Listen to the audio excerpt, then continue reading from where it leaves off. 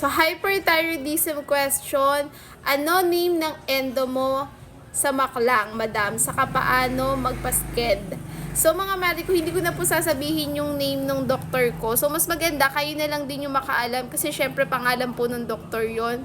So, kung magpapacheck up din naman kayo doon at i-refer kayo sa kanya, mas maganda po, tanongin nyo na rin yung name niya. Kasi syempre, pangalan ng doktor yung mga ano na lang natin, yung respect na lang natin sa kanya. So, hindi naman sa nagdadamot po, pero syempre, pangalan ng doktor naman, para naman po, respeto na lang din doon sa doktor. So, again, paano naman magpasked doon? So, again, dati kasi mga mari ko, tawag dito, kahit walk-in ka pwede. Pero, yun nga, gaya po ng sabi ko nung nakaraang video ko, and experience ko na rin po siya last October pa po ata, last year 2025 is na sila scheduling, kasi nga nangyayari mga mari ko, sobrang dami ng pasyente.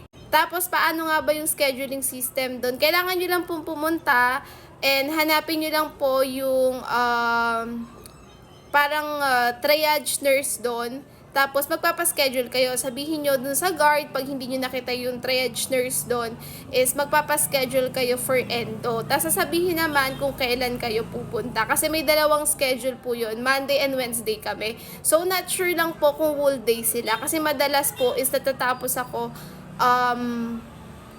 before lunch, ganyan. Kasi misa maaga na rin ako pumupunta po kasi para hindi siya abala para sa akin. So again, hindi ko po masasabi yung name ng doctor kasi respeto na lang din po natin yun sa kanya.